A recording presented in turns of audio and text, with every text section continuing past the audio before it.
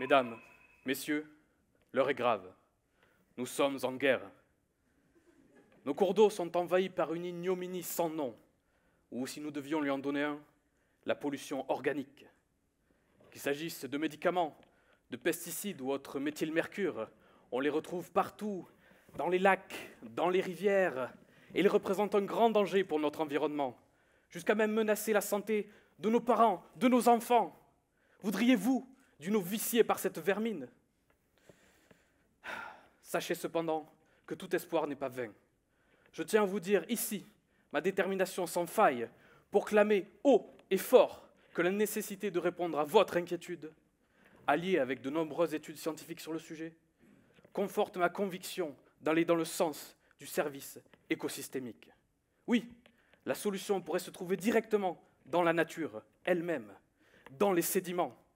Ces dépôts que l'on retrouve au fond des eaux naturelles contiennent ce trésor inestimable enfoui qui nous permettra de lutter contre cette pollution. Je parle bien sûr du fer. Et ce n'est certainement pas vous, mes chers concitoyens, qui me contredirez si je vous dis ici et maintenant que la production de rouille, donc l'oxydation du fer par l'oxygène dissous, est capable de produire de nouvelles molécules dérivées de l'oxygène qui sont susceptibles de dégrader la pollution organique. Je parle bien sûr des espèces réactives de l'oxygène. Alors, bien évidemment, la tâche est ardue. La production de ces espèces réactives de l'oxygène est grandement influencée par les formes du fer, les espèces présentes ou même l'action des micro-organismes.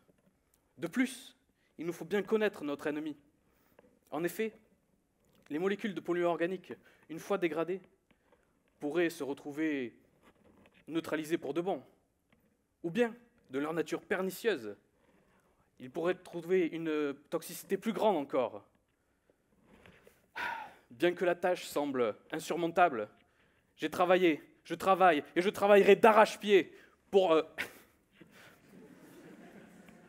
caractériser au mieux la production de ces molécules salvatrices que sont les espèces réactives de l'oxygène.